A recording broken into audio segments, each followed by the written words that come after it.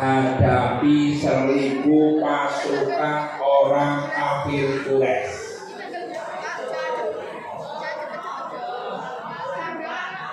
Ulang-ulangan.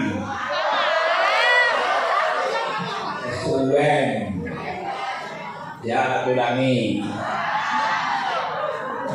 Ya, perang Badar terjadi pada tanggal 17 Ramadan dengan jumlah pasukan 313 melawan 1000 orang kafir, dimenangkan oleh Rasulullah. Ya udah. Peristiwa pertama dinamakan perang apa? Ya, pada tanggal berapa?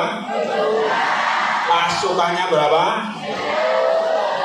Menghadapi berapa pasukan? Siapa yang mimpin? Rasulullah langsung. Ya. Dan perang Badar itu dimenangkan oleh Rasulullah Shallallahu Alaihi Wasallam. Pada waktu itu pasuknya ora usah dicatat saiki ya. Intine banyak aja suwe. Pada waktu itu Rasulullah itu hampir terdesak. Akhirnya Rasulullah keluar tenda. Keluar apa? Berdoa kepada Allah dengan angkat tangan yang tinggi. Rasulullah itu berdoa kelihatan ketiaknya 2 tempat. Satu ketika perang Badar, yang kedua ketika wukuf di padang Arafah. Jadi ketika doa yang penting-penting, ini baiknya tinggi. Ini kalau doa harian cukup kayak gini.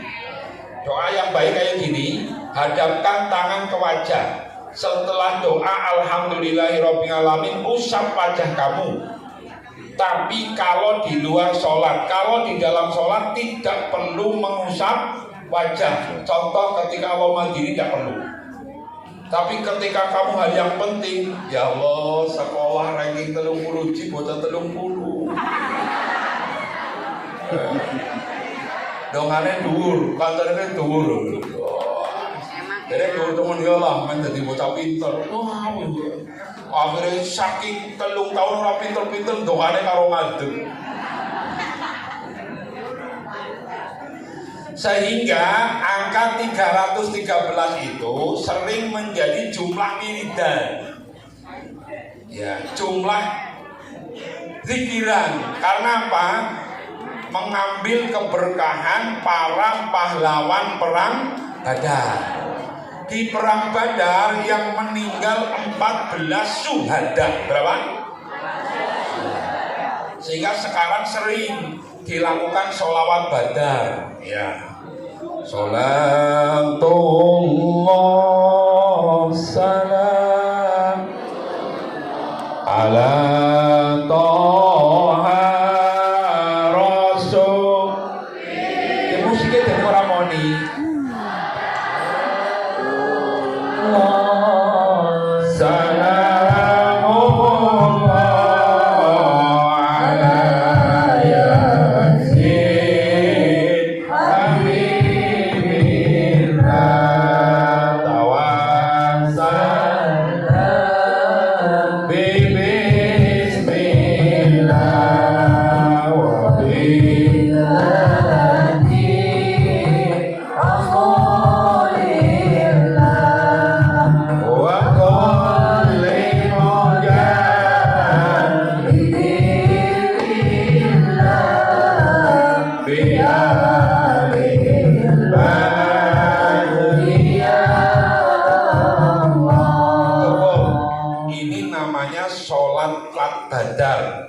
Kalimat terakhir bi ahlil badriyah Allah, mohon keselamatan umat berkah pahlawan pada perang Badar. Ilahi sal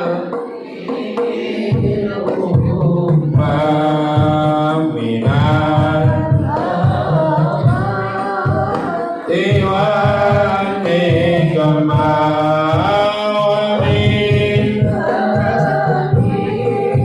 Allah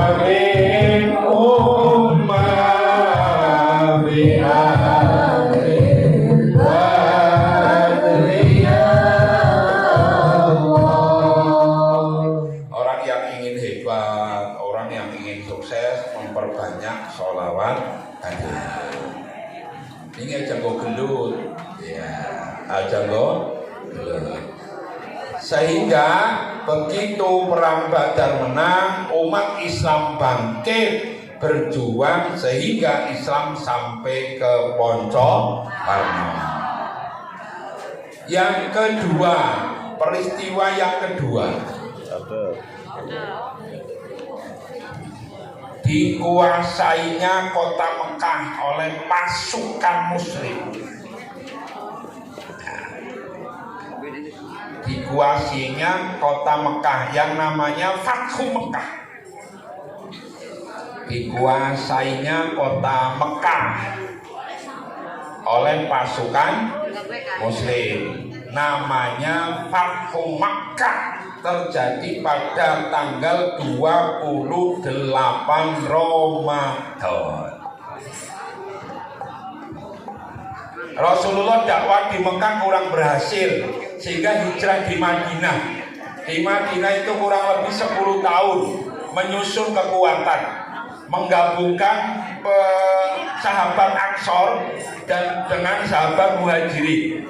Sahabat Muhajirin adalah sahabat yang datang dari Mekah ke Madinah, karena dia pindah namanya Muhajirin. Jadi kalau ada siswa namanya Muhajir, sukanya pindah-pindah, laku-laku.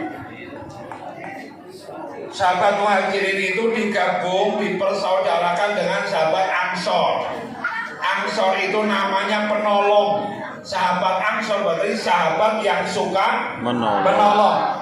Rasulullah dan para sahabat pindah ke Mekah, ya pindah ke Madinah dari Mekah, rumahnya ditinggal, dagangannya ditinggal, istri ada yang ikut, ada yang enggak. Dia datang ke Madinah hanya membawa satu keyakinan, la ilaha illallah. Tidak punya rumah, tidak punya toko. Akhirnya oleh para sahabat Ansor ditolong. Wahai sahabat Muhajirin yang butuh toko, silakan tempati toko saya. Yang butuh modal dibantu, yang butuh teman dipersatukan, sampai yang tidak punya istri dicarikan istri. Tapi sahabat Muhajirin tidak mau menerima.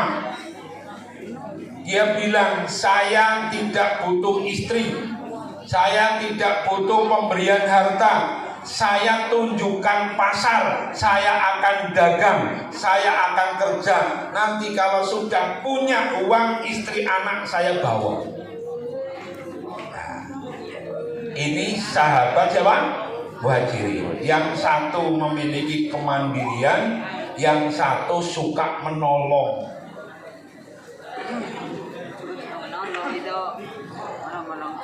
Dan mudah-mudahan kalian besok memiliki jiwa yang seperti itu.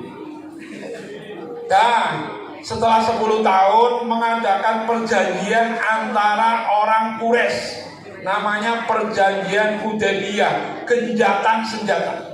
Dan sekarang jangan perang terus saja, yang penting saling menghormati. Saya menghormati jenengan, saya menghormati kalian. Dan tapi dasarnya orang Quraisy licik. Licik, wis rembugan dewek dilanggar dewek. Sehingga kalau ada siswa SMP licik, mungkin ada keturunan orang Quraisy. Iya. Atau yang setelah ini licik banget saya Bani Israel.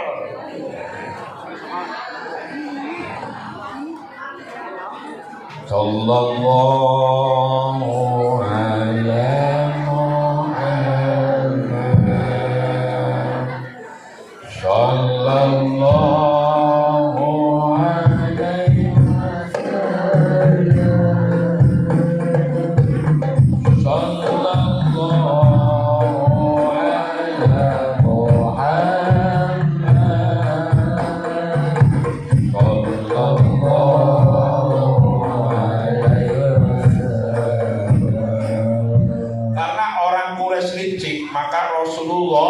mengibarkan bendera, datang ke Mekah dengan membawa 10.000 pasukan.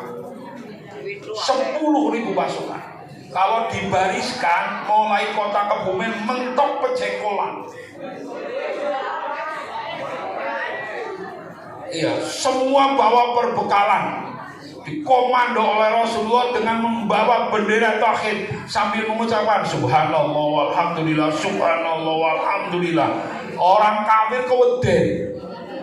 Wah, nasi melayu karo kepoyu-poyu. Akhirnya Rasulullah bilang, wahai orang kafir, kalau kamu ingin selamat masuk ke Mekah, kamu ingin selamat masuk ke rumah Abu Sufyan, kalau tidak masuk tabrak rombongan. Subhanallah walhamdulillah. Akhirnya apa yang terjadi? Kota Mekah dikuasai oleh Rasulullah tanpa pertempuran darah. Dari perang Badar, dari kekuasaan Mekah, maka bangkitlah umat Islam tersebar di mana-mana sampai hari ini kita mengenal, mengimani agama Islam dengan kalimat la ilaha illallah. Allahu a'lam.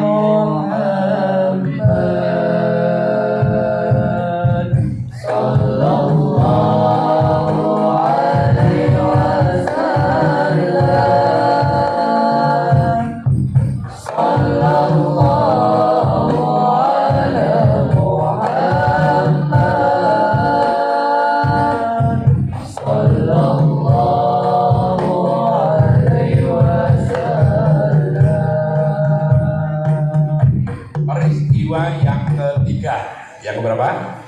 Nah, peristiwa yang ketiga adalah diturunkannya Al-Quran yang terkenal dengan Nuzulul Quran. Rasulullah itu memiliki sifat pendiam. Rasulullah itu suka termenung. Jadi umpamanya bocah SMP kok meneng baik aja diledeki kayak gini melu Rasulullah merenung yang meneng mantuk. Apa yang dipikirkan Rasulullah tentang moralitas yang ada di kota Mekah? Masih orang kafir menolak agamanya. Akhirnya Rasulullah itu berpikir di rumah kurang tenang. Akhirnya Rasulullah pergi ke Gua Hiro. Gua apa? Hiro. Berada di Jabal Nur. Dicatat. Rasulullah itu pergi ke Gua Hiro yang berada di Jabal Nur, tempatnya di Mekah, bukan di Tirtomoyo, bukan di Soka. Blater orang di gunung, Blater di gunung apa ora? Nah, selama berapa hari? Kurang lebih ada pendapat 27 hari. Untuk apa di sana Rasulullah? Untuk beribadah, berzikir. Nah, untuk beribadah, berzikir. Kadang pulang, kadang enggak. Maka kalian kalau ingin mendapatkan ilmu, mau mondok. Rasulullah itu mondoknya di Gua Hiro. Ya. Sendiri. Rasulullah itu sendiri. Bawa ke istrinya Dewi Khadijah datang hanya mengantarkan bekal sama baju. Kadang Rasulullah pulang sendiri. Jarak Mekah dengan Gua Hiro kurang lebih 6 km. Pegunungan, padang pasir. Kalau siang panas, kalau malam ya peteng. Ya. Di sana Rasulullah sambil berzikir la ilaha illallah, la ilaha illallah. Terus pada hari yang ke-27 datanglah malaikat Jibril. Nang gua dewekan, ketekanan mau gede dulu. Kira-kira Melayu orang. belum kenal. Rasulullah diperintah, ya Rasulullah Iqra, bacalah. Rasulullah belum bisa, sampai 3 kali Rasulullah dirangkul. Mampresong balik dirangkul wong gede dhuwur, gelem semaput. Dirangkul, akhirnya Rasulullah keluar keringat sambil gemetar, dituntun kalimat Iqra bismi rabbikal ladzi khalaqal insana Iqra wa rabbukal akram alladzi 'allama bil 'allamal insana ma lam. Turunlah ayat pertama surat Al-Alaq 1 sampai 5. Kenapa Rasulullah itu berkeringat? Menandakan membaca Al-Quran bagi orang tertentu rasanya berat, sehingga Rasulullah itu keringat karena membaca Al-Quran sesuatu yang berat. Membaca berat, belajar Al-Quran berat, mengamalkan Al-Quran. Apakah anak SMP semua sudah khatam Al-Quran?